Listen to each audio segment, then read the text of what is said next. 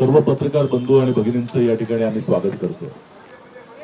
आज मुंबई महानगरपालिकेच्या निवडणुकीच्या पार्श्वभूमीवरती काँग्रेस आणि आमचे आघाडी पक्ष या सर्वांचाच एकमेव अजेंडा आहे आणि तो अजेंडा बाकी जेवढे पक्ष लढतायत त्यांचा तो नाही आहे, हे दुर्दैव आहे। कारण या निवडणुकीमध्ये मुंबईकरांच्या समस्यांच्या संदर्भातच चर्चा झाली पाहिजे। मुंबईकरांच्या प्रश्नांवरती आपण काय आम्ही त्या ठिकाणी उपाययोजना करणार आहोत हे प्रत्येक पक्षाने सांगितलं पाहिजे, ही आमची भावना आहे। दुर्दैवानं विवादात्मक अशा पद्धतीचं वातावरण तयार करावं हे भारतीय जनता पक्ष व इतर पक्षांचा त्या ठिकाणी कारस्थान आहे। लोकांचं लक्ष मूलभूत विषयांवरनं दुसरीकडे न्यावं हा त्याच्या मागचा उद्देश आहे आणि त्यामुळे काँग्रेस पक्षाने जी भूमिका घेतलेली आहे की विवाद नको, विकास हवा, मुंबईकरांना काम हवं, मुंबईकरांच्या समस्यांना उपाय हवा, या दृष्टिकोनातून प्रत्येक समस्यांना हात घालण्याचं काम मुंबई काँग्रेस करते आणि आम्ही काय उपाययोजना करणार आहोत हे दाखवण्याचा प्रयत्न आम्ही करत आहोत। आपल्याला माहिती असेल की वायू प्रदूषणाचा प्रचंड मोठा मुद्दा हा मुंबईकरांकरता आहे। आताही तुम्ही येताना जर पाहिलं तर संपूर्ण त्या ज्या काही हाय रायझेस आहेत मुंबईतल्या त्या दिशेनाशा झालेल्या आहेत आणि त्याचं मुख्य कारण वायू प्रदूषण आहे। आणि या वायू प्रदूषणाच्या मुद्द्यावरती हायकोर्टानं ज्या पद्धतीनं सरकारला झापलं, महायुतीला झापलं, ज्यांच्या हातामध्ये ही सत्ता होती, मुंबई महानगरपालिकेच्या आयुक्तांना बोलवलं होतं, त्यातनं हे निश्चितपणे दिसतंय की बिल्डरांशी साठलोट असल्यामुळं त्यांना यावरती उपाय त्या ठिकाणी द्यायचा नव्हता, टाळाटाळ केली जात होती आणि केवळ मुंबई काँग्रेस तर्फेच त्याच्या संदर्भामध्ये जाहीरनामा आम्ही काढला होता की आम्ही त्याच्याबरोबर जाहीरनाम्याबरोबर आम्ही अजेंडा देखील दिला होता, आम्ही कसं करणार, कृती आराखडा दिला होता, ऍक्शन प्लॅन दिला होता आणि जनतेसमोर घेऊन येणारा एकमेव काँग्रेस पक्ष होता।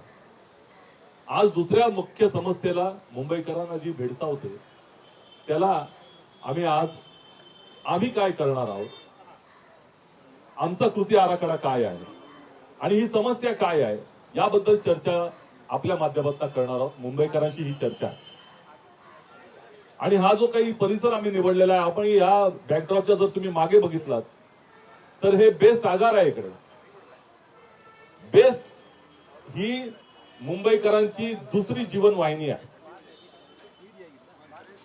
बेस्ट बसच्या प्रवासाशिवाय सामान्य मुंबईकरांना आपलं जीवनाचं सकाळची सुरुवात देखील करता येत नाही। प्रचंड मोठा अवलंब या बेस्ट वरती त्या ठिकाणी हे मुंबईकरांचा आहे। परंतु दुर्दैवानं या बेस्ट सर्व्हिसला ग्रहण लावण्याचं काम हे गेले 30 वर्ष जे सत्तेत होते त्यांनी केलेलं आहे आणि आता हे 3-4 वर्षामध्ये तर खासगीकरणाचा वेग इतक्या मोठ्या प्रमाणामध्ये वाढलेला आहे की सगळी बीएसटी ची बस व्यवस्था ही खासगी लोकांच्या हातामध्ये देण्याचा घाट या लोकांनी घातलेला आहे आणि सगळ्यात मोठा भ्रष्टाचार हा बीएसटी मध्ये दिसतोय आपल्याला। या बेस्टचं खच्चीकरण केलं जात आहे, बेस्टच्या कर्मचाऱ्यांचं खच्चीकरण केलं जात आहे। ही व्यवस्था हळूहळू त्या ठिकाणी संपवण्याचा प्रयत्न चाललेला आहे आणि त्यामुळेच आज ही पत्रकार परिषद घेत असताना आम्ही जे मिशन त्या ठिकाणी आणलेलं आहे, आमच्या प्रत्येक जाहीरनाम्यामध्ये मिशन आहे, त्यातलं पहिलं मिशन या ठिकाणी आम्ही तुमच्या समोर घेऊन येतो, ते मिशन बेस्ट बचाव।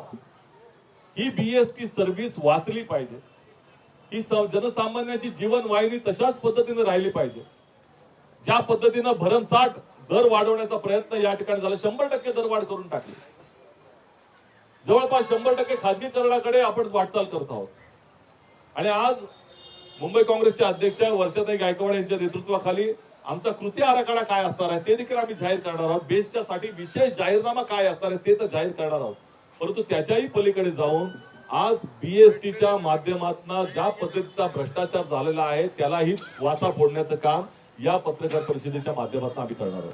अत्यंत भयंकर पद्धतीनं ही बेस्टचं खच्चीकरण कसं केलं जात आहे हे या ठिकाणी आता वर्षाताई गायकवाड जी आपल्याला सांगतील आणि मी त्यांना विनंती करतो की या भ्रष्टाचाराला त्या ठिकाणी त्याचा पर्दाफाश करण्याची जी काही आपली भूमिका आहे ती आज जनतेसमोर नेण्यासाठी त्यांनी आता आपल्या संबोधनाला सुरुवात करावी.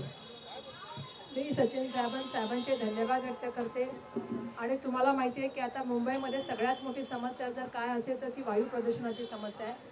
त्यामुळे आज प्रत्येक माणसाला घसा त्याचा जो आहे तो खवखवणं असेल, खोकला येणं असेल, सर्दी होणं असेल याचे दुष्परिणाम दिसतात. आज आपल्या सगळ्यांसमोर मी आलेली आहे आणि आपल्या सगळ्यांना माहिती आहे की तुम्ही बघू शकता की माझा आवाजसुद्धा गेलेला आहे, घसासुद्धा गेलेला आहे आणि खोकलासुद्धा त्या ठिकाणी मला येत आहे. मला आपल्या सगळ्यांना विनंती करायची की मुंबईचं यावेळचं इलेक्शन हे मुंबईच्या विषयावर व्हायला पाहिजे आणि मुंबईचे विषय जे जनसामान्य रोज भेटतात त्या विषयावर बोललं गेलं पाहिजे. आणि आम्ही ज्या वेळेला काँग्रेसची आमची जी आघाडी आहे ही सातत्याने आम्ही मुंबईच्या विषयावर बोलत आहोत. मागे आम्ही वायू प्रदूषणाबद्दल आपल्याशी संवाद केला आणि मधल्या काळामध्ये आम्ही आपल्याशी इतर विषयावर सुद्धा सातत्याने संवाद करत आहोत. आम्ही आज आपल्यासमोर जे आहे ते एका महत्त्वाच्या विषयावरती बोलणार आहोत. खरं तर ही मॅनिफेस्टो बनवण्यासाठी जाहीरनामा डिक्लेअर करण्यासाठी एक आमचा हा काय पूर्ण जाहीरनामा नाही, कारण आमचे विविध जाहीरनामे आहेत. त्याच्यामध्ये आमचा एक वायूच्या बाबतीमध्ये प्रदूषणा बाबतीत आला.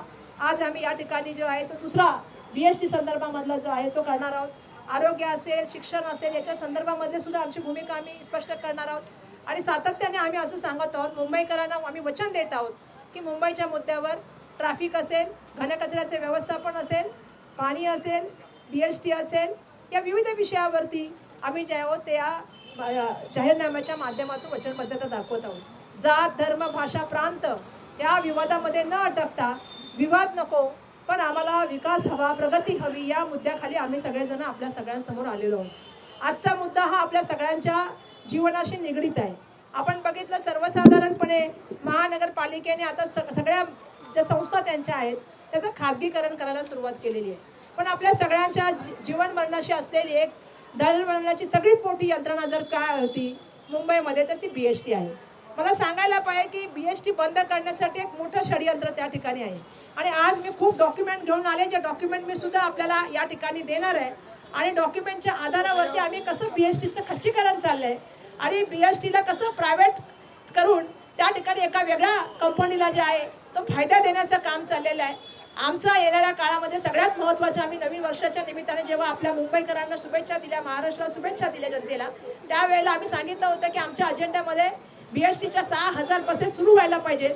कारण जोपर्यंत सार्वजनिक परिवहन व्यवस्थित होणार नाही तोपर्यंत मुंबईची ट्रॅफिक सॉल्व्ह होऊ शकत नाही, हे आमचं म्हणणं आहे. आणि म्हणून आजच्या या भ्रष्टाचाराच्या माध्यमातून आम्ही सांगणार आहोत हे कशा तऱ्हेने जे महायुती भ्रष्ट सरकार आहे हे कशा तऱ्हेने आज मुंबईकरांची जी सगळ्यात मोठी दळणवळणाची यंत्रणा BSTचं खच्चीकरण करते, त्याला बंद करण्यासाठी, खाजगी करण्यासाठी एक मोठं षडयंत्र करते, याचा आज आम्ही खुलासा करणार आहोत. आज आपण बघितलं असेल की मुंबई शहर असेल किंवा MMR रिजनमध्ये असेल आता एक नवी बस चालते, ती सिटी फ्लो नावाची एक बस चालू आहे. त्याची संख्या किती आहे जर आपण बघितलं तर त्याची संख्या जवळपास 4,600 ज्या आहेत. या बसेस मुंबई उपनगर, ठाणे, नवी मुंबई आणि MMR रिजनमध्ये जे आहे कल्याण MMR रिजनमध्ये त्या ठिकाणी या बसेस धावत आहेत. आता तुम्ही एक समजून घ्या, या बसेसला कुठलीही वाहतूक विभागाची परवानगी नाही, RTOची परवानगी नाही, त्या ठिकाणी संबंधित यंत्रणांची परवानगी नाही, परिवहन व्यवस्था असलेल्या खाजगी वाहनांना टप्पा वाहतूक करण्याची परवानगी नसताना सुद्धा या बसेस मोकाटपणे सुरू आहेत. या बसेसच्या मागे कोण आहे, सिटी फ्लोअरच्या मागे कोण आहे हे मला आपल्या सगळ्यांना सांगायचंय. आता आपल्याला मला सांगावं लागेल की याच्यामध्ये ठाण्यामधली जी वरद हस्त देणारी मंडळी आहेत ते ठाण्यामधली वरद हस्त बंगल्यामध्ये आणि मलबार हिलच्या ज्या बंगल्यामध्ये करोड रुपयाचा दरमहा हप्ता जातो ती मंडळी याच्यामध्ये भागीदार आहेत. आता जर तुम्ही बघितलं या सिटी फ्लोअरमुळे काय झालेलं आहे की BSTच्या ज्या AC बसेस आहेत त्या मोठ्या प्रमाणामध्ये ज्या आहेत त्या बंद झालेल्या आहेत. या जवळपास 150 पासून 250 रुपयापर्यंत ज्या सिटी फ्लोअरच्या बसेस आहेत त्या ठिकाणी जे लोकांना ते चार्ज करतात, टप्पा वाहतूक करतात. एका ठिकाणी आपण सांगतो की ईस्टर्न फ्री हायवेवरती ज्या आहेत त्या बसेस येऊ शकत नाहीत, पण सिटी फ्लोअर अशी कोणती बस आहे जिला ईस्टर्न फ्री हायवेवरती सुद्धा येण्याची परवानगी आहे? त्यांनी RTOचा परवानगा घेतलाय का? त्यांनी परिवहन विभागाचा परवानगा घेतलाय का? बिलकुल घेतलेला नाहीये. मला सांगायला पाहिजे आणखीन एक गोष्ट की या जे सगळं चाललेले षडयंत्र याच्या बाबतीमध्ये एक तक्रार सुद्धा गेली. तक्रार गेल्यानंतर मी RTOची 2 पत्र तुम्हाला सादर करते की RTOने 2 पत्र पाठवली की उपरोक्त विषयाबद्दल सिटी फ्लोच्या बाबती संदर्भामध्ये जे आहे आम्हाला तात्काळ शासनास अहवाल सादर करावा. सचिन मोदरा माईक पकडा. ही दोन पत्र मी आपल्या समोर सादर करताय. एक पत्र आहे ते 13/5/2024 ला, दुसरं पत्र आहे 13/12/2024 ला, ज्या वेळेला विधिमंडळामध्ये ह्या बसचा चर्चा झाली आणि त्याच्यानंतर काही आमदारांनी खासदारांनी त्या संदर्भामध्ये प्रश्न विचारले. मग परिवहन विभागाला जाग आली. 4,600 बस मुंबई शहर, उपनगर, मुंबई सकट नवी मुंबई, ठाणा, कल्याण, MMR रिजन मध्ये पडतायत आणि परिवहन विभागाला त्याची कल्पना नसेल कदाचित, पण त्याच्यानंतर प्रश्न विचारल्यानंतर हा अहवाल सादर करण्याबद्दल पत्र गेली. एक मी जर सांगितलं की 13 मे म्हणजे 13/5/2024 ला गेला आणि दुसरं पत्र 13/12/2024 ला. मी त्याची पत्राची कॉपी तुम्हाला देते. दोन्ही पत्र मी आणलेली आहेत आणि हे पत्र मी तुम्हाला देते. हा अहवाल सादर करायला सांगितल्यानंतर आज इनायत सुद्धा परिवहन विभागाकडे, राज्य सरकारकडे त्या ठिकाणी कुठलाही अहवाल आलेला नाही. माझा प्रश्न असा आहे, याच्या मागचे काय कारण आहेत? परिवहन मंत्री याला जबाबदार आहेत की ठाण्याचे असलेले उपमुख्यमंत्री महोदय जबाबदार आहेत? ज्या तऱ्हेने ह्या बसेस फिरतात, कुठेही गाड्या ह्या पार्क केल्या जातात. मी एक व्हिडिओ आणलाय. गाडी पार्क करायला सुद्धा नियम आहेत RTOचे, पण या बसेस जवळपास 4,500 पेक्षा जास्त बसेस कुठेही पार्क केल्या जातात. त्याचा व्हिडिओ सुद्धा मी तुम्हाला दाखवते. मी दाखवते थोड्या वेळाने. हा पकडा.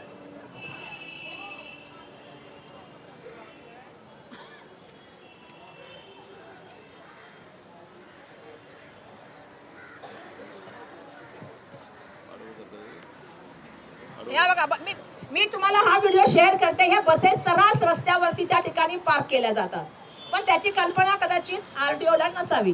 पण असं नाही. RTO ने यांना काय केलं? RTO ने यांना चार्ज केले, पेनल्टी लावल्या. एवढ्या मोठ्या बसेसना किती पेनल्टी लावाव्यात? तर RTO ने यांना 10,000 रुपयाच्या पेनल्टी लावल्या. आता 10,000 रुपयाप्रमाणे यांना दंड आला किती? 2,50,000 रुपयाची.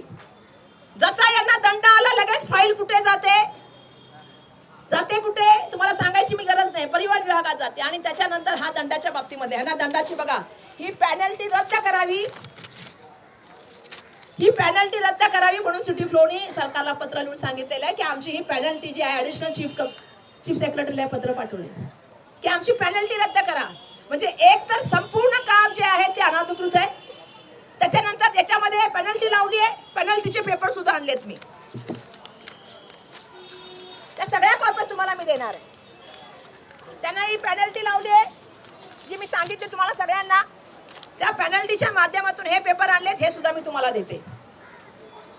मग त्याच्यानंतर काय झालं? या सिटी फ्लोवरती कुठल्याही तऱ्हेची कारवाई झाली का? कुठल्याही तऱ्हेची कारवाई झाली नाही. आणि परिवहन विभागाच्या माध्यमातून सातत्याने याच्यावरती जे आहे ते फक्त काय काम झालं तर पत्र पाठवण्याचं काम झालं आणि पत्राच्या माध्यमातून कुठलंही उत्तर अजूनपर्यंत परिवहन विभागाला मिळालं नाहीये. आणि म्हणून माझा या ठिकाणी प्रश्न आहे की आज मोठ्या प्रमाणामध्ये ज्या वेळेला ट्रॅफिकची समस्या होते, वाहन रस्त्यात असली की त्याच्यावरती जे आहे तो काय म्हणजे त्या ठिकाणी टॅक्स काय म्हणतात त्याला, चार्ज लावला जातो, दंड लावला जातो. मराठी शब्द दंड, बरोबर, दंड लावला जातो. अशा वेळेला त्यांच्यावरती कुठल्याही तऱ्हेचा दंड लावला जात नाही. आणि या सगळ्या कंपनीचं कार्यालय कुठं असणार? कार्यालय ठाण्यामध्ये. आणि ठाण्यातून पूर्ण या बसेस चालतात. आणि पूर्णपणे याच्या माध्यमातून कुठल्या बसेस बंद झाल्या तर BSTच्या असलेल्या बसेस त्या ठिकाणी बंद करण्याचं काम झालं. अगोदरच BST आपल्या सगळ्यांना माहिती आहे 2,000 करोड रुपयामध्ये तोट्यामध्ये आहेत. BSTच्या AC बसेस याच्या माध्यमातून बंद केल्या गेल्या. BST कडे आता स्वतःच्या असलेल्या किती बसेस आहेत ती संख्या एकदम कमी आहे. आज काही कर्मचारी जे काम करतायत त्यांना प्रश्न असा झालेला आहे की त्यांना त्या ठिकाणी पैसे द्यायला गव्हर्नमेंटकडे पैसे नाही आहेत. त्यांचे प्रॉव्हिडंट फंडचे पैसे द्यायला गव्हर्नमेंटकडे फंड नाहीये. आज या मपाळामध्ये मोठ्या प्रमाणामध्ये या बसेस बंद झाल्यामुळे आज काय झालेलं आहे, लोकांना त्या ठिकाणी पूर्णपणे जे आहे नोकरीतून बाजूला काढण्याचं काम चालू आहे. म्हणजे एका प्रायव्हेट बसला चालवायचं, प्रायव्हेट बसला टप्पा उतरण्याचं काम नसलेलं असताना सुद्धा त्या प्रायव्हेट बसला त्या ठिकाणी पूर्णपणे जर आपण बघितलं असेल कुठलीही परवानगी नसताना परिवहन विभागाच्या RTOची त्यांना ते द्यायची पूर्ण परवानगी. त्याच्यानंतर मी सांगितलं इस्टर्न फ्री वरून त्या ठिकाणी येण्याची परवानगी, इतर बसेस नसताना सुद्धा यांना बसेसची परवानगी द्यावी. बाकीच्या बसेस जर पार्क केल्या तर त्याच्यावरती दंड लावला जातो, यांच्यावरती दंड लावला जात नाही. यांचा दंड लावला त्याच्यासाठी हा सुद्धा दंड रद्द करावा म्हणून वेगळी परवानगी मागण्याचं काम केलं जातं. कोणाच्या आशीर्वादाने या चाललेल्या आहेत आणि कोणत्या बसेस तुम्ही बंद करताय शासकीय बसेस आमच्या त्या बीएसटीच्या बसेस तुम्ही बंद करताय. याच्या मागे प्रायव्हेट म्हणजे कोण आहेत? फॉरेनचे इन्व्हेस्टमेंट कोणाचं आता नवीन आले, पण त्याच्या आधी याचं ऑफिस ठाण्याला होतं. तर ठाण्यावरून चालवणाऱ्या आणि मलबार हिल्स बंगल्यातून चालणाऱ्या लोकांना किती हप्ते मिळतात, आरटीओ ला किती हप्ते मिळतात, पण मुंबईकरांवरती याच्या माध्यमातून मोठ्या प्रमाणामध्ये अन्याय होत आहे. आणि म्हणून हा मुद्दा घेऊन आम्ही आलेलो असताना आमचं एक स्वप्न आहे, जे आम्ही आज या जाहीरनाम्याच्या माध्यमातून आपल्या सगळ्यांसमोर सादर करत आहोत, की जोपर्यंत आपलं सार्वजनिक परिवहन सुधारणार नाही, जोपर्यंत आपण त्यांना सुविधा देणार नाही, तोपर्यंत मुंबईमधली ट्रॅफिकची समस्या जी आहे ती कमी होणार नाही. आज मुंबईकरांना सगळ्यात मोठा त्रास जर काय, आज संडे वेळा भेटतोय, आपण रविवारी भेटतोय, पण सर्वसाधारणपणे मुंबईकरांना सगळ्यात होणारा मोठा त्रास हा वाहतुकीच्या कोंडीचा त्रास आहे. आणि म्हणून आजच्या या माध्यमातून आम्ही 9 कलमी बीएसटीचा कार्यक्रम पुनर्जीवनाचा करत आहोत. आमचं म्हणणं आहे 2000 कोटीची तोट्यात कोणी केली? प्रायव्हेट यंत्रणा तुम्ही सपोर्ट करताय, परवानगी नसताना त्यांना चालवताय, आणि बीएसटीला द्यायला तुमच्याकडे पैसे नाहीत. तुम्ही हजार कोटी कोणाकोणाला दिले याचे मी पुरावे सादर केले. पीआयपीच्या भ्रष्टाचाराच्या माध्यमातून 0 काम केला होता, रस्ता केला नव्हता, काही केलं नव्हतं, आणि तुम्ही त्यांच्या अकाउंट मध्ये 1000 कोटी टाकले. तुम्ही बीएसटी चालवू शकत नाही, तुमच्या यंत्रणा चालवू शकत नाही, पण प्रायव्हेट माणसाला चालवण्याचं काम करताय, हे बरोबर नाहीये. आजच्या या आमच्या बीएसटीच्या जे आहे ते पुनर्जीवनाचा 9 कलमी कार्यक्रम आम्ही सादर करतो आपल्या समोर. मला वाटतं सचिन सावंत साहेब तुम्ही याच्या संदर्भामध्ये वाचून दाखवावं. पहिली गोष्ट अशी की ज्या पद्धतीनं खाजगीकरणाचा वेग यांच्या कालावधीमध्ये वाढलाय, त्यांना निश्चितपणे ज्या पद्धतीचा वापर ते करतायत, आता सिटी फ्लोच्या संदर्भात सांगितलं, किंवा ज्या भाड्यावर घेतलेल्या ज्या आहेत बसेस, त्या बसेसमध्ये देखील भारतीय जनता पक्ष आणि महायुतीचे लागेबांधे किती मोठ्या प्रमाणामध्ये आहेत हे आपण सगळ्यांनी पाहिलं. आणि म्हणूनच आज बेस बचाव, मिशन बेस बचाव या अभियानाला आम्ही सुरुवात करत आहोत.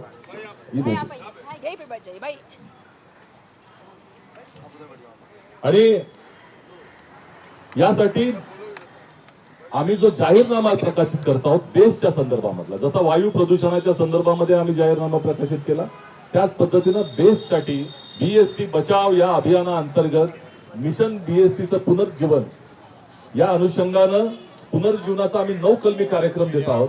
याला कृती आराखडा त्याच्या बरोबर आहे. आणि काय करणार आहोत, आल्या आम्ही सत्तेवर आल्यानंतर काय करणार आहोत हे यामध्ये विशद केलेलं आहे.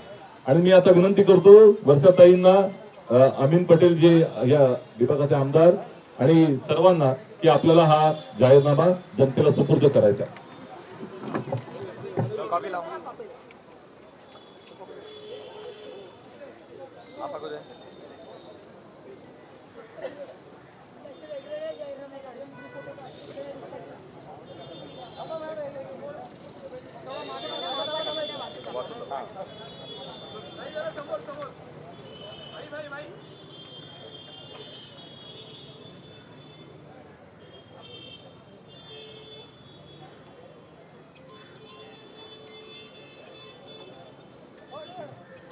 आम्ही याचे 9 जे मुद्दे आहेत जे जनतेला आम्ही सुपूर्द करत आहोत ते आता वाचून दाखवत आहोत.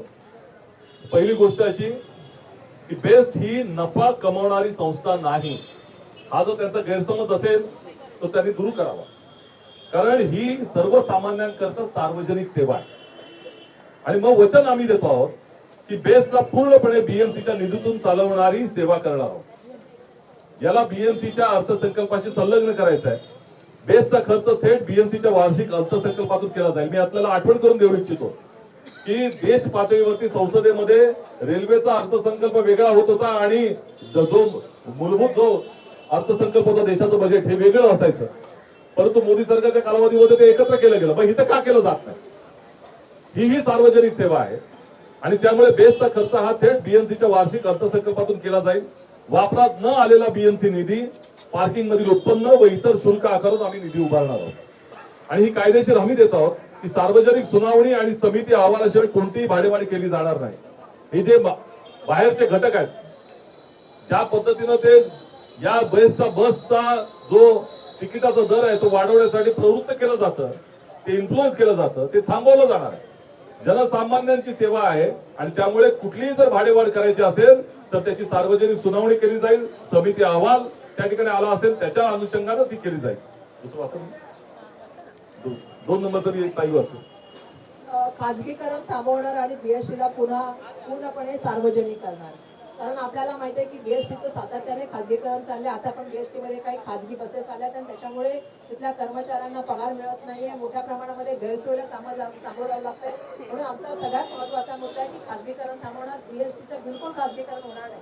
दुर्दैवाने मी काल बघितलं ते स्मार्ट मीटरच्या नावाखाली पुन्हा एकदा बीएसटीचे दर जे विजेचे कमी होते ते कमी करून एक स्मार्ट मीटर आले. त्यामुळे आम्ही परिवारच्या बाबतीत सांगतोय की बीएसटीला पूर्णपणे जे आहे ते आम्ही सार्वजनिक करणार आणि हे वचन देतो आहोत की असुरक्षित बस असेल किंवा कामगारांचे शोषण किंवा अपारदर्शक व्यवहार करणारी जी वेट लीज असेल पद्धत पूर्णपणे बंद करणार आणि नव्या वेट लीज करणाराची तात्काळ स्थगिती देऊन आम्ही येत्या 3 वर्षात संचालक, देखरेख आणि कर्मचारी व्यवस्था आपण पूर्णपणे बीएसटी कडे सोपवणार. कॅगनी मान्य संस्थेकडून खालील मुद्द्यावरती लेखा परीक्षण करणार. उत्पन्नात अचानक घट का झाली, खर्च का वाढला, ठेकेदारांची कागदावर कशा तऱ्हेने सुधारली या संदर्भामध्ये आम्ही कॅगच्या माध्यमातून त्या ठिकाणी लोकार्पण करणार. आम्ही एकूण बस संख्या 6000 पेक्षा जास्त करणार वचन. मुंबईच्या प्रत्येक भागात सामान्य बस सेवा पुरणार. 2026-27 ला या काळात 3000 नवीन बस विकास करणार.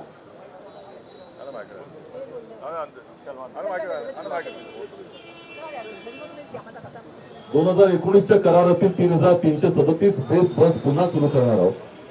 हा कामगार संघटनांचा आणि बीएसटीचा करार होता, त्याच्यावरती यांनी पाणी टाकण्याचं काम केलं होतं. या वचननाम्याच्या माध्यमातून, या जाहीरनाम्याच्या माध्यमातून बेस्टच्या कामगार संघटनांना देखील हा संदेश आम्ही देत आहोत की आम्ही तुमच्या बाजूने उभे आहोत. नव्या इलेक्ट्रिक किंवा सीएनजी बसची खरेदी होईल. बीएसटी आणि बीएमसीच्या कामगार संघटनांमधील कराराला अंमलबजावणी त्याची केली जाईल. डेपोचा वापर रिअल इस्टेटसाठी नाही तर वाहतुकीसाठीच केला जाईल. चालक, वाहक आणि मेकॅनिक यांची कायमस्वरूपी भरती ही आमच्या माध्यमातून आम्ही जर सत्तेवर आलो तर करणार आहोत. त्याचबरोबर ज्या पद्धतीनं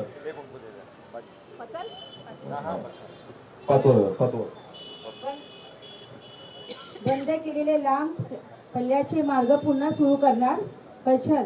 बीएसटीला केवळ मेट्रो फीडर मेम्स बनवून ठेवणार नाही. कृती 2017 पूर्वीचे लांब पल्ल्याचे बस सेवा पुन्हा सुरू करणार. उदाहरण कुलाबा, बोरिवली प्रवाशांच्या सर्व क्षणावर आधारित नवीन पूर्व, पश्चिम आणि क्रॉस हॉबर मार्गावर बस सेवा सुरू करणार. जनतेच्या सहभागाने दर 6 महिन्याच्या मार्गाचा आढावा घेणार.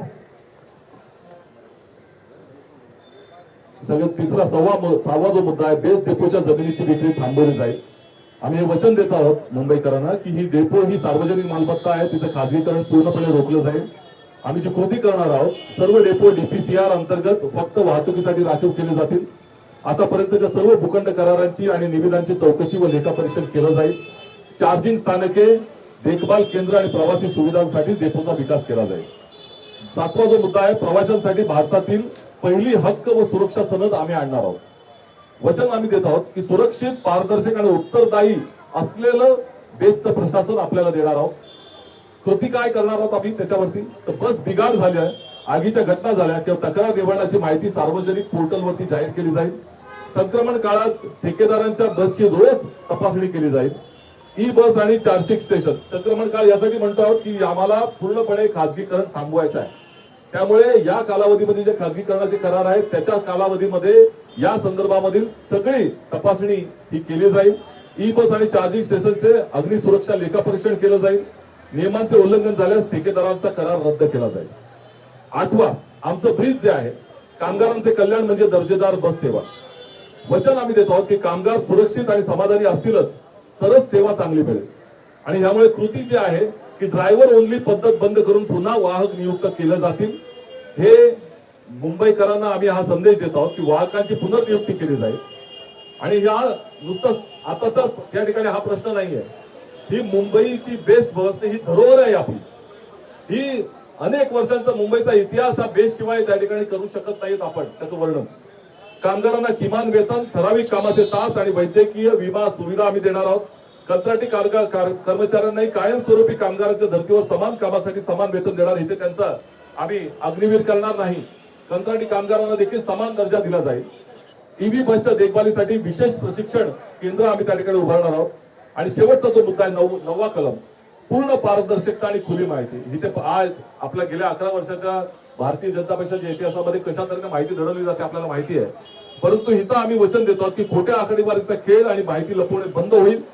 कृती जी करणार आहोत आम्ही त्या ठिकाणी बसचा वापर, प्रति किलोमीटर खर्च आणि उत्पन्न याची माहिती सार्वजनिक केली जाणार.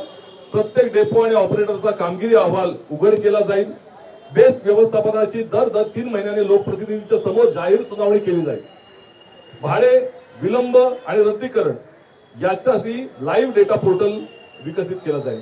बसची जर त्या ठिकाणी काय जी रूट रद्द केला जाईल तर त्याचाही डेटा त्या ठिकाणी आम्ही जनतेसमोर आणणार आहोत. त्यामुळे पूर्ण पारदर्शकता या माध्यमातून बाळगली जाईल.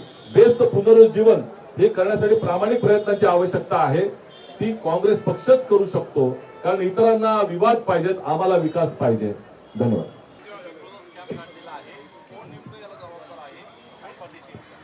नाही, पूर्ण मी सिटी फ्लोच्या माध्यमातून स्पष्ट केलेलं आहे की ज्या तऱ्हेने हा कंपनी ठाण्याची आहे, कंपनी एवढी कोणाच्या तरी जवळची आहे की परिवहन विभाग सातत्याने प्रश्न विचारते, सातत्याने अहवाल मागते. एक मेला मागितला, एक डिसेंबरला मागितला, आज तक तो अहवाल येत नाही. म्हणजे कोणाच्या तरी जवळची आहे. ठाण्यावरून आणि मलबार हिलवरून कोणाचं ऑफिस चालतंय सांगायची मला गरज नाही. मी बघते की याच माध्यमातून ज्या हे पैसे मिळतात आणि जे हप्ते मिळतात याच्याच माध्यमातून इतरांच्या पक्षामधले लोक आपल्या पक्षात घ्यायचे आणि त्या माध्यमातून एक मोठा भ्रष्टाचार करायचा आणि आपल्या सरकारी यंत्रणांचं बसेसचं जे आहे ते त्या ठिकाणी खच्चीकरण करायचं आणि प्रायव्हेट यंत्रणांना मोकाट त्या ठिकाणी फिरण्यासाठी जागा उपलब्ध करून द्यायच्या. ही भूमिका आता राज्य सरकारच्या काही लोकांच्या माध्यमातून चालू आहे. माझा मुख्यमंत्री उपमुख्यमंत्री आहे त्याच्यामध्ये, कारण शेवटी त्यांच्याशिवाय हे अशी बस चालूच शकत नाही. एक संख्या नाही बसची, जवळपास 4600 बसेस चाललेल्या आहेत. त्यांच्या बाबतीमध्ये पार्किंगचा विषय आहे, त्याच्यामध्ये इस्टर्न फ्रीचा विषय, आरटीओ पण झोपली आहे का, परिवहन विभाग पण झोपलाय का, राज्याचे मुख्यमंत्री पण झोपले आहेत का, उपमुख्यमंत्री महोदयाच्या ठाण्यामधली कंपनी त्यांना माहित नाही का कोणाच्या सपोर्टनी चालली आहे. आम्ही सातत्याने सांगतोय की या ठिकाणी भ्रष्ट महायुती कॉर्पोरेशन आहे. मुंबई महानगरपालिकेला आणि बीएमसीच्या माध्यमातून बीएसटीला सुद्धा त्या ठिकाणी लुटण्याचं काम झालेलं आहे. आज बीएसटी त्या ठिकाणी 2000 करोड मध्ये तोट्यामध्ये आणि प्रायव्हेट बस फिरते. चालतं का प्रायव्हेट बस फिरणारी, जिला टप्पा परिवहनाची आवश्यक परवानगी पण नाहीये, आरटीओची तिला परवानगी नाहीये, अशी बस मोकाट फिरते आणि ते कोणाला कळत नाही. ट्रॅफिक पोलीस काय करतात? त्या तऱ्हेने आमचं म्हणणं आहे की याच्यामधले जे आहेत मोठे आहेत, कोणाचे मित्र आहेत, जग जाहीर आहेत. ठाण्याला कोण आहे? जग जाहीर आहे.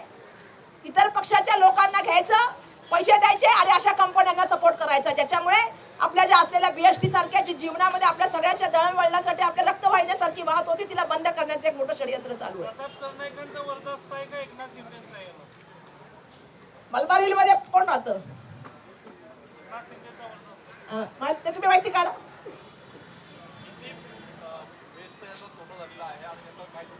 नाही, बीएसटीचा तर तुम्ही जर बघाल, आपण बघतो की जी यंत्रणा आता आपल्या सगळ्या मुंबईभर दिसायची, आता लोक म्हणतात बीएसटीच्या बसेस दिसत नाही. 2500 पेक्षा कमी बसेस बीएसटीच्या आल्या. त्याच्यामध्ये स्वतःच्या बीएसटीच्या बसेस अजून कमी आहेत. ज्या बसेस आहेत त्या खासगी बसेस आहेत. त्याच्यामध्ये जे काम करतात ते बिचारे कॉन्ट्रॅक्टवर काम करतात. एका ठिकाणी बीएसटीचं तुम्ही पूर्णपणे खच्चीकरण केलं, 6000 बसेस बनल्या पाहिजेत अशी आमची इच्छा आहे. आणि तुम्ही ते न करता ज्या तऱ्हेने बीएसटीचं खच्चीकरण करून तुम्ही एवढ्या बसेस कशा काय सुरू केल्या, याचा अर्थ तुम्ही काय करताय? पर्यायी व्यवस्था सुरू करून तुम्ही त्या ठिकाणी हळूहळू ते एसी बसेस बंद झाल्या. चालणार कशी बीएसटी येणाऱ्या काळामध्ये? म्हणजे तुम्हाला या बसेसला चालू ठेवायचे विदाऊट परवानगी, जे चालणार नाही. मला मुंबईकरांना सांगायचंय की सगळ्यात चांगली सुविधा देणारी आता सगळ्यात जास्त बोजा बीएसटीचा कोणावर टाकतात? मुंबईकरांवर टाकतात. पैसे वाढवतात, कोणाचे वाढवतात? मुंबईकरांवर मारतात. मग या बसेस मोकाट फिरतात, ह्यांच्यावर का चार्ज लागत नाही? तुमच्यावरती पेनल्टी लागली की तुम्ही लगेच अप्लाय करता की आमची पेनल्टी कॅन्सल करा. एक तर इलिगल, बरोबर, त्याच्यावर पण पेनल्टी कॅन्सल करा. कसं चालणार असं? आहे की नाही शासन इथे कोणाचं तरी?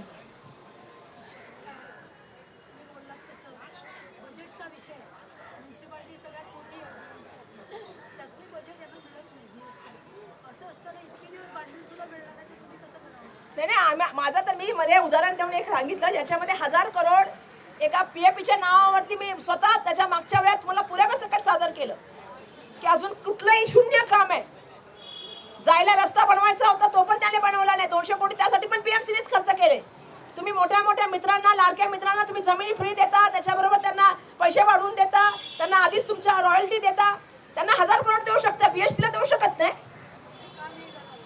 असं, कारण तुम्हाला विचारायला पाहिजे भूषण गगरालींना आणि मुख्यमंत्र्यांना, खाऊंगा ना खाऊन देणार आणि खाणारा बोलणार आहे ना विचार. पण मला एक सांगायला पाहिजे मुंबईकरांना, आम्ही ते करणार. मुंबईची जीवन वाहिनी जगली पाहिजे, बीएसटी जगली पाहिजे, तिथल्या कर्मचाऱ्यांना न्याय मिळाला पाहिजे, ही माझी अपेक्षा आहे. त्याच्याबद्दल तुम्ही बोला.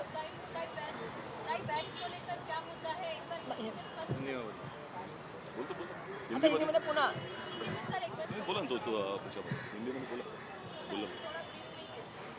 देखिए, मैंने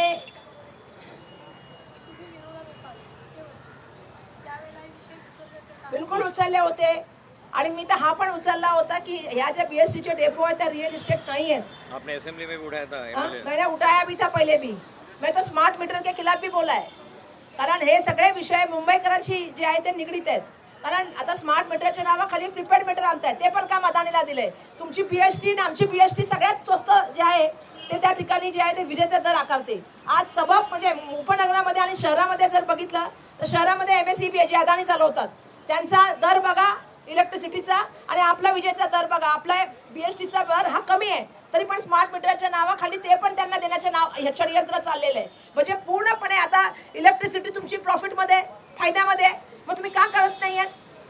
म्हणजे सगळ्या यंत्रणेचं पूर्णपणे खासगीकरण करायचं, तिचं खच्चीकरण करायचं, ही जी भूमिका चालली है बरोबर नहीं है. मैं आज आप सबका धन्यवाद दूंगी कि आप सभी लोग यहाँ पे आए. जैसा हमने पहले भी हमारे मैनिफेस्टो जाहिरनामा के माध्यम से अलग अलग विषय उठाए थे, उसी तरह से जो है मैंने आज मैनिफेस्टो के माध्यम से बीएसटी को कैसे हम सक्षम करेंगे, क्योंकि आज हमारा गला बैठा है. जो हमने वायु प्रदूषण के माध्यम से आप सबको कहा था कि जिस तरह मुंबई में काम चल रहा है और सबसे बड़ी समस्या मुंबईकर को यही हो रही है कि खांसी सर्दी की बीमारी उस तरह क्या तकलीफ हो रही है और बड़े पैमाने पे लोग इससे बीमार पड़ रहे हैं. आज हम लोग बीएसटी के डिपो के सामने बैठे हैं और बीएसटी के बारे में बात करते वक्त मैं ये कहना चाहती हूँ कि जिस तरह से हर एक सरकारी यंत्रणा का खच्चीकरण हो रहा है, उसी तरह से जो है बीएसटी का भी बड़े पैमाने पे हम देख रहे हैं खच्चीकरण हो रहा है या उसका खासगीकरण हो रहा है. हम इसका पूरी तरह से विरोध करना चाहते हैं. हम ये कहते हैं एक सार्वजनिक वाहतुक है और वो वैसे ही चलनी चाहिए. और एक भ्रष्टाचार हम सामने ला रहे हैं कि क्यों बीएसटी को खत्म किया जा रहा है, तो इसके लिए और एक यंत्रणा बना के उसको जो चला रहे हैं प्राइवेट लोग, उनको सपोर्ट करके उसको चलाना है. आज बीएसटी 2000 करोड़ के जो है वो लॉस में है, तोटे में है. और मैं बताना चाहती हूँ कि बीएसटी के सामने एक बस भाग रही है, उसका नाम सिटी फ्लो है, जिसके पास कोई भी परमिशन नहीं है, ना उसके पास टप्पा वाहतुक की परमिशन है, तो वो कहीं रोक सकती है. लेकिन वो सर्रास मुंबई में, सबब में, उस हमारे थाना में, कल्याण में घूम रही है. मेरा सवाल ये है कि इतनी जगह पे घूमने वाली 4600 जो बसेस घूम रही है वो किसके सपोर्ट से घूम रही है? जो कंपनी थाना से बनी हुई है वो थाना के लोग उसको सपोर्ट कर रहे हैं क्या, या मलबा रेल में जो उसका जो है वो हफ्ता जा रहा है? मैं इसलिए सवाल पूछ रही हूँ कि बस को कोई परवानगी नहीं है, आरटीओ की नहीं है, परिवहन की नहीं है. परिवहन विभाग के पत्र मैंने आपको दिखाया, आपने देखा, थोड़ी देर पहले मैंने बात की. परिवहन विभाग के 2 पत्र मैं आपको भेज देती हूँ. उनको जब सवाल पूछा गया विधिमंडल में कि भैया ये बस कैसे जा रही है जब इसके पास कोई परवाना नहीं है, आज 150 रुपए से लेकर 250 रुपए चार्ज कर रही है. मुंबई में रहने वाली बीएसटी की सभी बसेस, एसी बस को ये बस बंद कर रही है, तो इसको परवानगी किसने दी है? तब क्या करता है परिवहन विभाग? 2 पत्र भेजता है, एक मई में भेजता है, एक दिसंबर में भेजता है. आज तक उसका कोई जवाब नहीं आता है. उस बस को कोई पेनल्टी नहीं लगती है कि स्टेशन फ्री पे कोई आम बस नहीं जा सकती, लेकिन सिटी फ्लो जा सकती है. तो आरटीओ के अधिकारी सोए हैं, परिवहन के अधिकारी सोए हैं, राज्य के मंत्री सोए हैं. तो क्या चल रहा है यहाँ पे? दूसरा सबसे बड़ी बात है, ये जो बस चल रही है इसकी कंपनी कहाँ से शुरू हुई है? आज उसमें फॉरेन इन्वेस्टमेंट आ रही है, तो इसके पीछे कौन है? इतना बड़ा षड्यंत्र कौन कर रहा है? और इसके माध्यम से बीएसटी को खत्म करने का चल रहा है. आज बीएसटी की अवस्था ऐसी है कि जो कर्मचारी है वहाँ के, उनको पीएफ का फंड वहाँ पे नहीं मिल रहा है और ये सिटी बस चलती जा रही. इतनी बड़ी पार्किंग है, मैंने आपको वीडियो में दिखाया. उनके ऊपर पेनल्टी लगाते हैं 10,000 रुपए की सिर्फ. क्यों? और उसका 2 लाख रुपया होता है 2 लाख रुपया होता है, उसको भी माफ करने के लिए भेजते हैं लोग. तो किसके मदद से ये सब होता है? बीएसटी को बचाना पड़ेगा. बीएसटी को अगर 2000 करोड़ रुपया देना पड़ा तो वो देना पड़ेगा. लेकिन मुंबई में अगर ट्रैफिक की समस्या आपको छुड़ानी है तो सार्वजनिक वाहतुक, जिसका सबसे बड़ा जरिया बीएसटी था, उसको आपको जिंदा रखना पड़ेगा, उसको आपको चलाना पड़ेगा. दुर्भाग्यवश हम देख रहे हैं कि जिस तरह से एक पूरा मुंबई में जो है एक चल रहा है, उसको जो हम कह रहे हैं कि भ्रष्ट महायुति कारपोरेशन जिसने बीएसटी का खच्चीकरण किया है, उसके खिलाफ हम बात कर रहे हैं. और हमारा विजन क्या होगा, हम क्या लेके आने वाले हैं, यह हमारे जाहिरनामा के माध्यम से हमने कहा है. हमारा विजन है कि 6000 बसें हमें चलानी है। हमें इसका जो है वो जो है सार्वजनिक वाहतूक बनाई, किसी की खासगी वाहतूक नहीं बनानी है। कर्मचारियों को न्याय देना है, इस बारे में हमने ये पत्र लाया है जो हम आपके सामने रख रहे हैं।